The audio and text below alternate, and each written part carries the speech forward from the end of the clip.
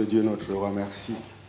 Merci pour toutes les occasions que tu nous donnes de parler de toi, Jésus. Et que cette occasion aussi soit encore pour toi. Pas pour nous que nous soyons tout simplement les messagers, nous soyons tout simplement les canaux que tu as utilisés, Seigneur Jésus, que tu veux utiliser pour passer ton message, Jésus-Christ, notre Dieu, notre roi.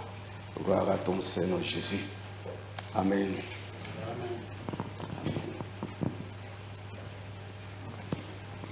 Comme je dis à chaque fois que je viens au culte, il y a des moments que je ne peux pas, parce que pour d'autres raisons, je ne peux pas être au culte, mais quand je viens ici, je me sens vraiment chez moi aussi. Parce que je vois des frères et sœurs qu'on n'a pas vu, qu'on ne s'est pas vu durant la semaine ou durant 15 jours, ça peut arriver, et quand on se retrouve, c'est toujours un plaisir. Quand on se salue, on fait des blagues, et ça fait toujours du bien. Même dans notre corps, dans notre tête, ça fait du bien, comme ce matin aussi. En plus, il y a du soleil, il ne fait pas froid, donc ça fait du bien. Et j'ai préparé un texte pour ce matin, je ne serai pas long, comme d'habitude. Et je vais parler de Jésus-Christ. Jésus-Christ, c'est la base. C'est notre vie. Sa présence dans nos vies, c'est l'essentiel. C'est primordial. Moi, je pense que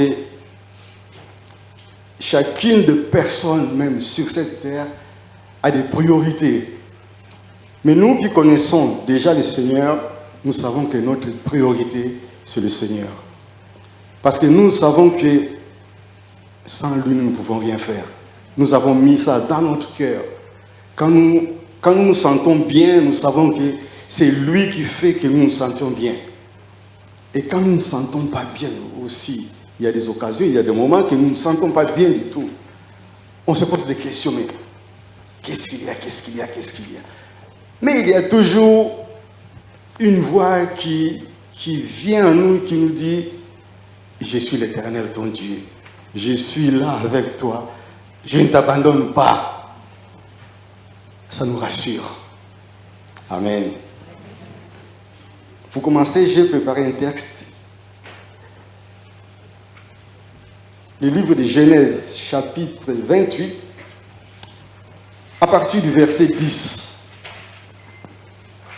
La Bible dit, Jacob partit de Beer-Sheva et prit la direction de Charan. Arrivé à un certain endroit, il y passa la nuit car le soleil était couché. Il prit une pierre dont il fit son oreiller, il se coucha à cet endroit. Il fit un rêve. Une échelle était appuyée sur la terre et son sommet touchait le ciel.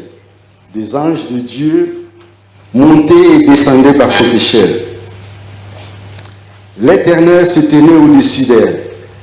Et il dit, c'est l'Éternel qui dit, je suis l'Éternel, le Dieu de ton grand-père Abraham et le Dieu d'Isaac. La terre sur laquelle tu es couché, je te la donnerai à toi et à ta descendance. Ta descendance sera pareille à la poussière de la terre. Tu t'étendras à l'ouest et à l'est, au nord et au sud, et toutes les familles de la terre seront bénies en toi et en ta descendance. Je suis moi-même avec toi. Je te garderai partout où tu iras, et je te ramènerai dans ce pays, car je ne t'abandonnerai pas tant que je n'aurai pas accompli ce que je t'ai dit. Jacob se réveilla et dit, c'est certainement l'Éternel est dans cet endroit. Et moi, je ne le savais pas. Il eut peur et dit que cet endroit est redoutable. C'est ici que se trouve la maison de Dieu. C'est ici que se trouve la porte du ciel. Jacob se leva du bon matin. Il prit la pierre dont il avait fait son oreiller, en fit un monument et versa de l'huile sur son sommet. Il appela cet endroit Bethel, mais la ville s'appelait auparavant Luz. Jacob fit ce vœu. Si Dieu est avec moi et me garde pendant mon voyage, s'il me donne du pain à manger et des habits à mettre, et si je reviens dans la paix chez mon Père, alors l'Éternel sera mon Dieu. Cette pierre dont j'ai fait un monument sera la maison de Dieu. Et je te donnerai la dîme de tout ce que tu me donneras. Amen. Ce texte, ça fait pas longtemps, j'ai utilisé le même texte. Mais aujourd'hui, on va voir autre chose, même à partir de ces textes. Ce texte nous parle de Jacob. Le texte dit que Jacob est parti. La dernière fois, je vous avais parlé aussi, je vais parler rapidement, juste à quel moment Jacob a pu partir. L'histoire de Jacob commence à Abraham. Abraham, l'Éternel a dit à Abraham, quitte ta maison, la maison de ton père, et tu vas là où je te dirai, la direction que tu prendras. Et Abraham a obéi tout simplement. Et il est parti. Abraham est parti avec sa femme Sarah, là où l'Éternel avait dit de partir, ils sont partis. Et je vais parler tout simplement, Abraham avait la promesse de l'Éternel qu'il aurait un fils avec Sarah. Et Sarah a vu que ça traînait beaucoup. Commence à se poser des questions. Il n'y a pas que des femmes qui se posent beaucoup de questions, des hommes aussi. Moi aussi, il y a des moments où je me pose beaucoup de questions. J'ai une parole de l'Éternel et le temps passe. Je ne vois pas arriver, je me pose aussi des questions. Là, c'était le cas de Sarah, se poser des questions. Il a dit non. Elle a dit non, je pense qu'on s'est trompé. Elle a dit à son mari, à Abraham, moi je pense qu'avec mon âge, je ne pourrai pas te donner la descendance. Peut-être, ça c'est moi qui dis, peut-être l'Éternel s'est trompé. Donc, elle a voulu aider l'Éternel. Elle a donné sa servante, l'histoire que nous parlons beaucoup. Sarah a donné sa servante à son mari, Abraham. Après, son mari a eu Ismaël. Et quand le moment de l'Éternel était arrivé, Sarah a eu Isaac, le fils de la promesse. Mais il ne faut pas oublier que Ismaël était béni aussi. Bien que ce n'était pas le fils de la promesse, il était béni aussi, là où il était parti. Mais Isaac s'est marié avec Rebecca après. Rebecca aussi a attendu longtemps pour avoir des enfants. Commence à poser des questions aussi au Seigneur. Et le Seigneur avait son plan pour Isaac et Rebecca. Et Rebecca est tombée enceinte. Et puis il a eu des complications. Il a posé des questions au Seigneur, mais comment ça se fait? Est-ce que c'est comme ça? Et puis l'Éternel. L'Éternel, quand on lui pose des questions, il les répond toujours. Elle a répondu, il y a 2 nations. 2 nations dans mon ventre, oui. Ok, si c'est 2 nations, c'est bon. Mais, 2 nations, mais c'est le deuxième qui sortira de son sein qui va dominer sur le premier, sur l'aîné. Si c'est comme ça, c'est bon. Eh bien, les 2 enfants sont nés. Arrivés, mais parce que les enfants ne savaient pas ce que leur maman avait eu, ce que l'Éternel avait dit à leur maman, à Rebecca. Et Rebecca, elle savait. Arrivé à un certain moment, moi je dirais ça comme ça, elle a exécuté ce que l'Éternel l'avait dit. Lors de la bénédiction, Isaac était devenu vieux, il fallait bénir. Normalement, l'aîné a la double portion. Mais là, Rebecca a fait que Jacob reçoive la bénédiction qui était à la base destinée à son frère Esaïe. Et son frère Esaïe était en colère, il voulait tuer son frère. Il fallait qu'il parte de la maison. Et là, il est parti. Et leurs parents ont dit à Isaac, à Jacob, tu vas chez ton oncle. Parce que là, chez ton oncle, tu vas te marier à une fille qui est la nôtre. Vous n'allez pas te marier avec les incirconcis. Tu vas te marier avec la fille qui est la nôtre. Et Jacob est parti. C'est là où commence l'histoire. Pendant, ça fait nuit, il dort. Il prend une pierre, il met comme oreiller. Nous, on a du mal, même avec l'oreiller que nous avons, mais il y a le moment, tu ne mets pas bien la nuit et puis le matin, tu te réveilles, tu as mal partout. Moi, ça m'arrive aussi. J'ai mal mis et puis le matin, j'ai mal partout. Mais Jacob a mis la pierre. Et le beau matin, il s'est réveillé. Il a dit, dans son rêve, il rêve qu'il y a une échelle, là où les anges montent et descendent. Dans ma Bible aussi, c'est marqué l'échelle. Mais si on regarde bien, l'échelle, c'est provisoire. J'ai travaillé longtemps sur les chantiers. Je sais que quand on mettait l'échelle, on le met pour passer d'un niveau à l'autre, mais c'est provisoire. Mais quand on dit qu'il y avait l'échelle, les anges montaient, moi je vois que ce n'est pas l'échelle, mais c'est comme dans une maison.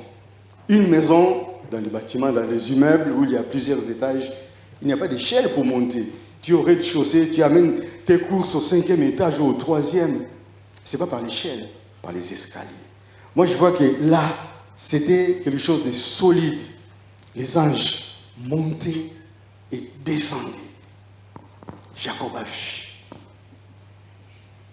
Il s'est réveillé le bon matin, il a dit, non, l'Éternel est ici. Un instant, s'il vous plaît, je vois.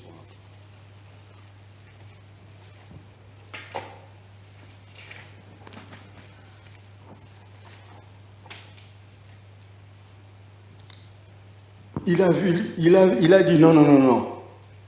L'Éternel lui a parlé. Je suis le Dieu de ton grand-père Abraham, le Dieu d'Isaac. Nous, pour comprendre, pour être sûr que la personne, ou savoir identifier la personne qui nous parle, il faut la connaître déjà, la personne.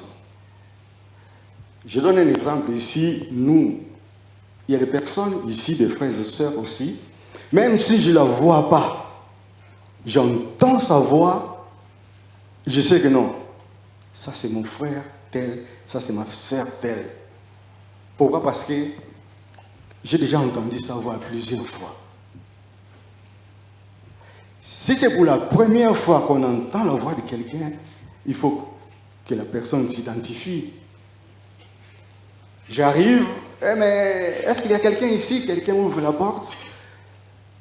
La personne se présente. Moi, je suis un tel, je viens pour la première fois assister au culte. Mais si c'est quelqu'un qu'on connaît déjà, on entend sa voix, on sait déjà qui c'est.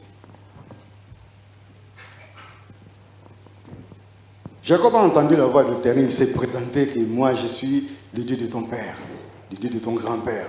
Ok.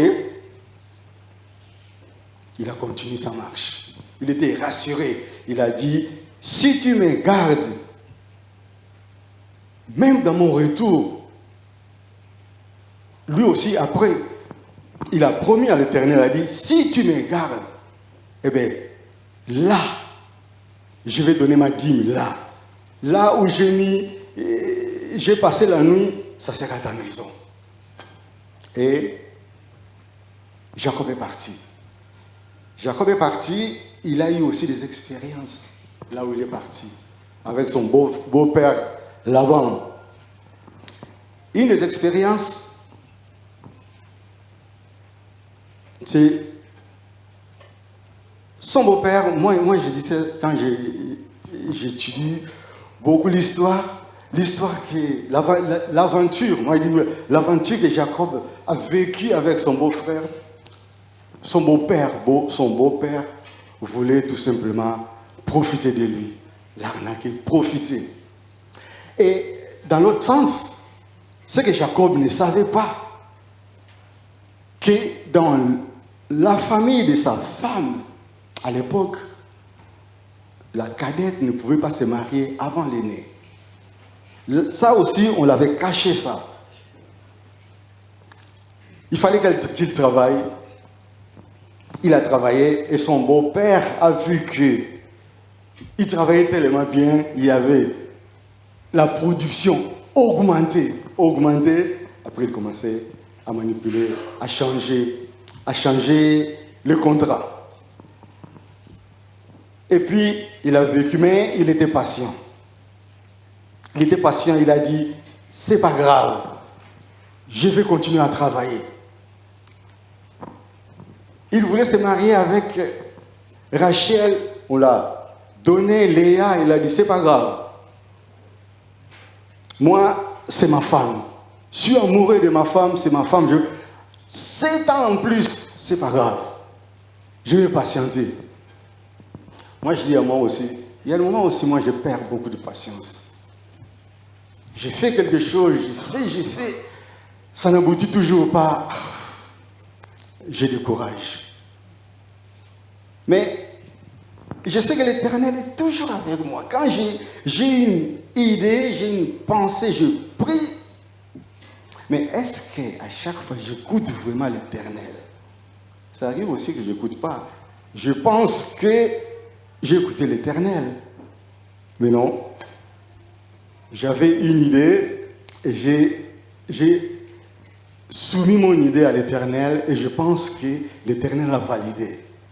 Ça peut arriver aussi. Non, l'Éternel n'a pas validé.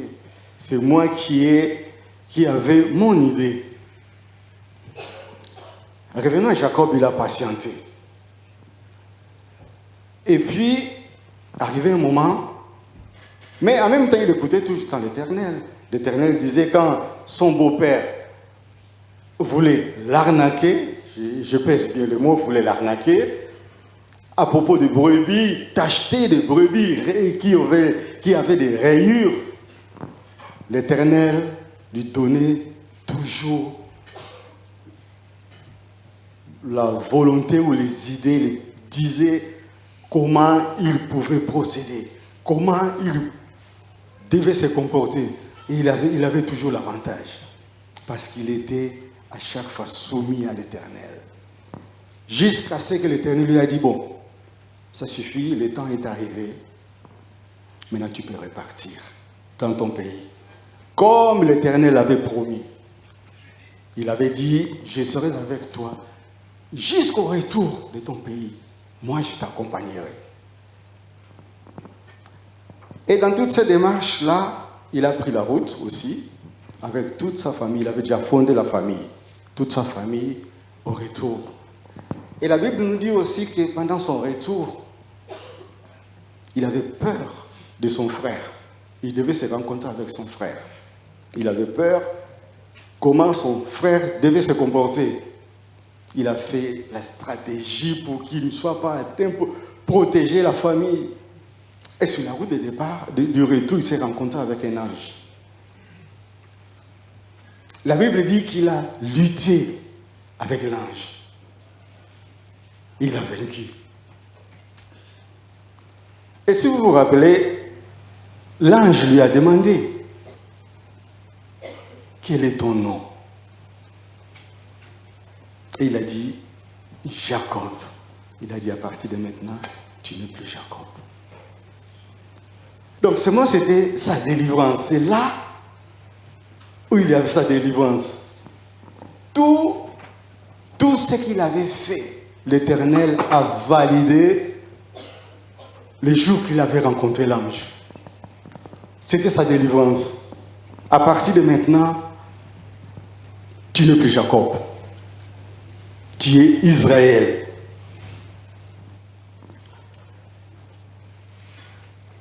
Combien de fois nous manquons d'assurance? Tu es convaincu que l'Éternel t'a accompagné. Tu es convaincu. Et pendant toute la mission que le Seigneur t'a confiée, tu vas. Il suffit qu'on trouve un obstacle. On est frustré. On a peur. On commence à se poser des questions. Est-ce que c'est réellement Dieu?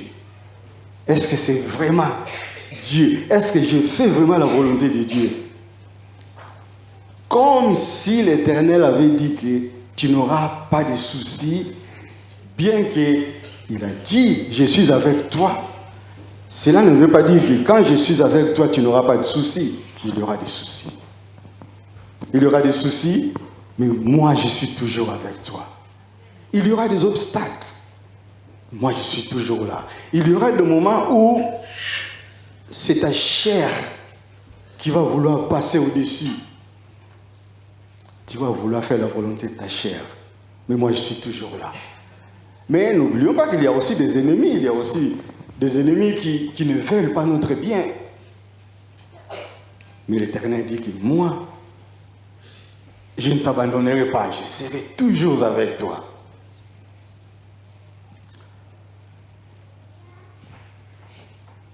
S'il dit qu'il sera toujours avec nous, c'est parce que la vérité, sa parole, c'est la vérité. Il n'est pas un homme, il n'est pas un fils de l'homme. Il est Dieu. Quand il dit, il le fait. Peu importe le temps qui dure, ce n'est pas notre temps, mais c'est le temps de Dieu. Il nous dit tout simplement de continuer à regarder à lui. Hébreux chapitre 11, verset 3.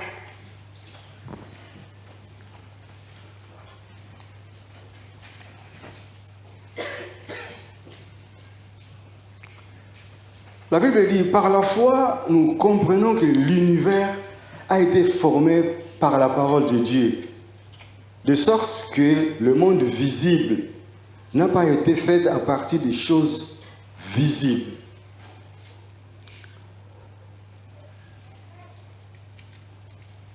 L'univers a été formé par la parole de Dieu. Tout ce que nous voyons physiquement a été formé par le spirituel. Il y a d'abord Dieu.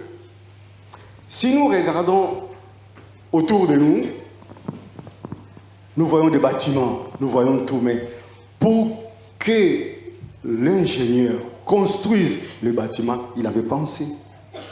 Il y a quelque chose qui n'était pas visible aux yeux des hommes. Il y a une pensée. Et puis l'ingénieur a mis en place physiquement. Tout ce que nous voyons, la parole de Dieu, la parole dit, a été créée par la parole de Dieu. Le spirituel, tout ce qui est spirituel, dépasse toujours, devance toujours le matériel.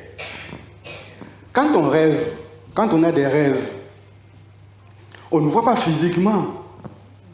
Quand on a des visions, le Seigneur nous montre des visions, on ne le voit pas physiquement, on ne peut pas les toucher physiquement. Mais le plus important, qu'on croit, ce que le Seigneur nous dit, ce que le Seigneur veut nous montrer, ce que le Seigneur veut faire de nous. Notre situation actuelle, sans pasteur, mais le Seigneur est toujours là. Le Seigneur ne se cache, non, c'est pas caché. Ce n'est pas parce que le pasteur est là et que le Seigneur est là. Sans pasteur, le Seigneur n'est pas là. Non. Là, nous pouvons nous tromper.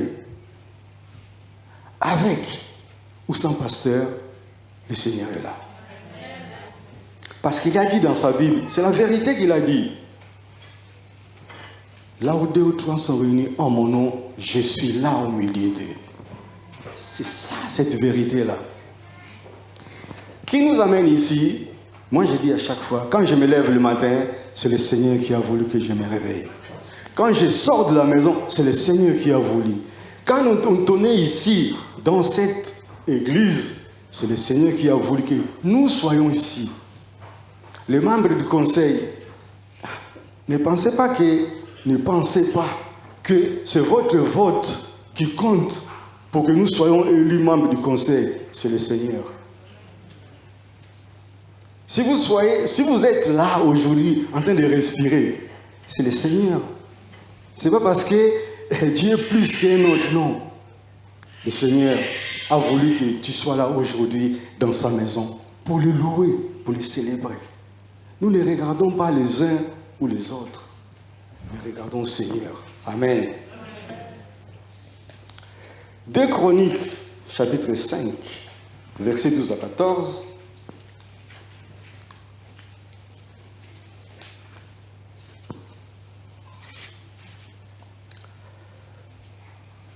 Ça, c'est après la construction du temple par Salomon, à partir du verset 12. Tous les Lévites qui étaient musiciens, Asaph, Héman, Jédusiens, leurs fils et leurs frères se tenaient habillés de fin lin. À l'est de l'autel, avec des cymbales, les luttes et les harpes. Il y avait avec les 120 prêtres chargés de sonner de la trompette. À ce moment-là, ceux qui sonnaient de la trompette et ceux qui chantaient s'unissant d'un même accord pour célébrer et louer l'Éternel. Firent retentir des trompettes, les cymbales et les autres instruments, et ils célébrèrent l'Éternel par ses paroles. Il est bon, oui, sa bonté dure éternellement. Alors, le temple, la maison de l'Éternel, fut remplie d'une nuée. Les prêtres ne purent pas reprendre leur service à cause de la nuée. La gloire de l'Éternel remplissait en effet la maison de Dieu. Tout était prêt. Les prêtres, tout le monde commençait à louer, à chanter, à célébrer. Et les prêtres allaient aussi accomplir une mission. Mais ils n'ont pas eu le temps. La salle était remplie de nuées. C'est la présence de Dieu. Vous faites le planning, vous faites tout ce que vous voulez. Nous sommes inquiets. Même dans le conseil, quand nous nous réunissons, il y a des moments où nous sommes inquiets de la situation de l'Église en tant qu'humains. Il y a des moments, Dieu nous parle aux uns, aux autres. Pendant nos réunions, et puis nous échangeons de ce que l'un ou l'autre a eu comme idée, comme vision, tout ça. Mais la base de tout ça, qui a le dernier mot, c'est le Seigneur. Ouais. Le Seigneur nous met pour faire ce que nous avons à faire. Mais ce qui fait tout, c'est le Seigneur. Amen. Là, les prêtres, tout était bien organisé dans le temple. Tout était bien organisé. Mais ils n'avaient pas tout fini. Le Seigneur a dit, c'est moi. Toute la salle était remplie de nouveau. La présence du Seigneur. Ils ont vu, tout le monde a vu la présence du Seigneur. Alléluia. Nous savons aussi que Dieu, chez lui, dans sa maison, il fait ce qu'il veut, mais il nous montre aussi ce qu'il veut faire dans nos vies, dans sa maison. Il nous montre aussi. Malheureusement, je le dis, je dis vraiment que malheureusement, partout, dans nos boulots, dans les familles, même dans l'église, il y a des récalcitrants. Si. C'est triste de le dire, mais ça existe. Mais notre prière, même dans le conseil, dans notre communauté ici, que nous soyons tous unis, que nous continuons à être unis, même sans pasteur, que nous continuons à être unis pour l'avancement de son Église. Parce que cette Église, ce n'est pas à nous, c'est du Seigneur. Mais il nous met chacun à sa mission aussi dans cette Église. Chacun a sa mission. Personne ne peut dire non, non, moi je n'ai rien. Si tu ne sais pas, tu demandes.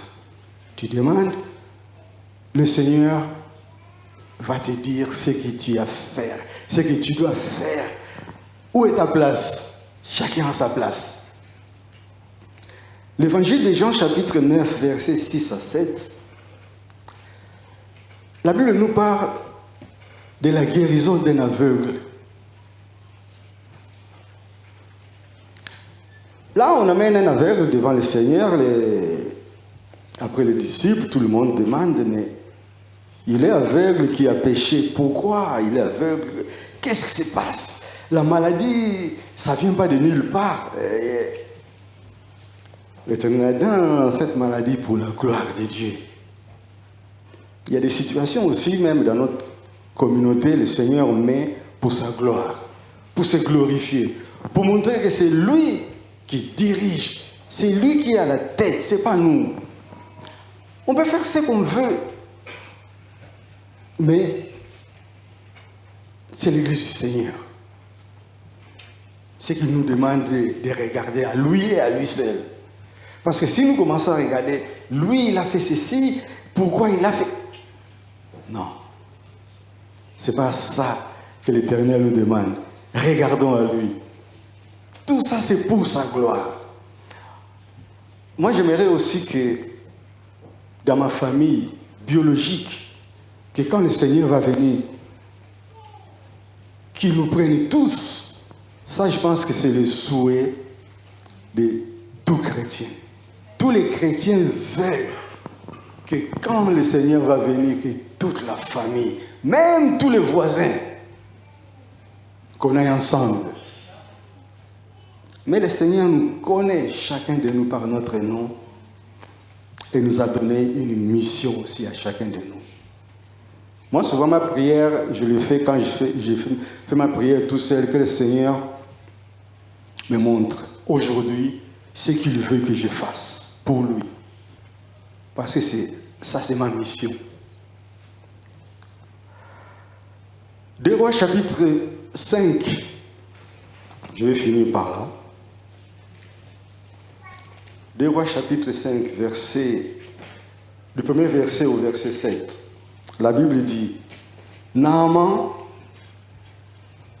chef de l'armée du roi de Syrie, jouissait de la faveur et de l'intimité de son Seigneur. Car c'était par lui que l'Éternel avait donné la victoire aux Syriens. Toutefois, cet homme fort et vaillant était lépreux. Or, les Syriens avaient mené des expéditions et ils avaient ramené prisonnière une petite fille du pays d'Israël. Celle-ci était au service de la femme de Naaman. Et elle dit à sa maîtresse, « Si seulement mon Seigneur pouvait voir le prophète qui se trouve à Samarie, il le guérirait de sa lèpre. » Naaman alla dire à son Seigneur, « La jeune fille du pays d'Israël a parlé de telle et telle manière. » Le roi de Syrie dit, « Vas-y, rends-toi à Samarie. Je vais envoyer une lettre au roi d'Israël. » Naaman partit, prenant avec lui 300 kilos d'argent, 70 d'or et 10 habits de réchange. Et il apporta la lettre du roi d'Israël. Celle-ci disait, maintenant que cette lettre était parvenue, tu sais que je t'envoie Naaman, mon serviteur, afin que tu le guérisses de sa lèpre. Moi, je m'arrête là. Le plus important est que je vais parler de la fillette.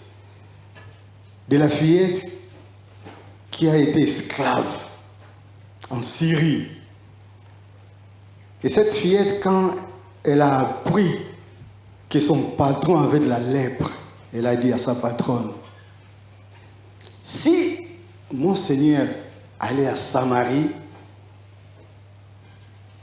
il sera guéri.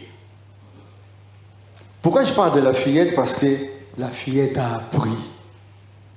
Elle a appris de ses parents, elle a appris de ses proches qui était l'Éternel Dieu Tout-Puissant. Est-ce que nous apprenons à nos enfants, à nos voisinages? Est-ce que nos voisins savent qui nous sommes? Même si on ne les dit rien, ils savent qui nous sommes. Normalement, ils doivent savoir. Nos collègues, ils savent qui nous sommes. Bien qu'ici, en France, c'est la laïcité, oui, bien sûr.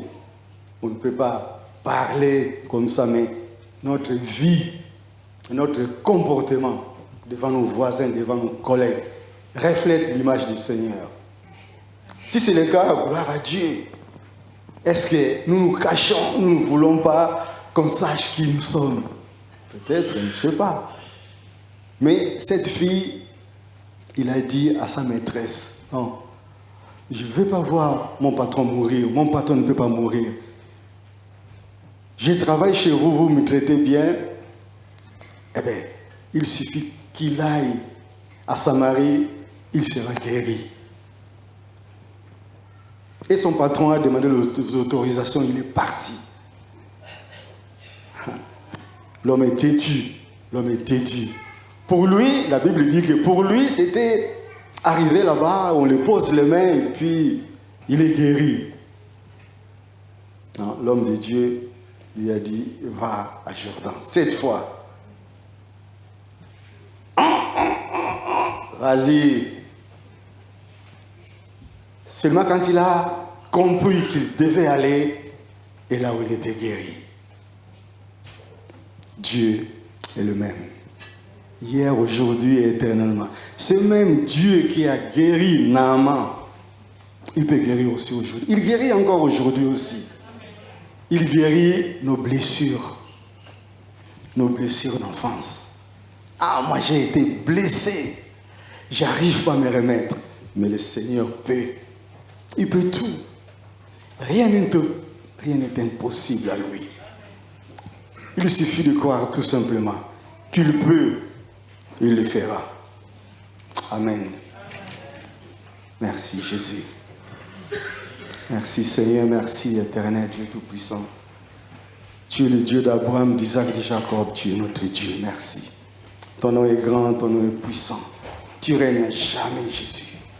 Merci pour ta parole qui est la vérité, merci parce que toi tu es la vérité. Merci pour ta communauté où tu nous as mis, Jésus-Christ. Nous savons que toi tu règnes, tu es la tête, tu règnes. C'est toi qui fais toutes choses merveilleuses en ton temps, Jésus-Christ. Merci pour cette semaine que nous allons passer aussi, que ce soit une semaine pour ta gloire, Jésus-Christ. Que nos vies reflètent ta gloire. Béni sois-tu, Jésus-Christ.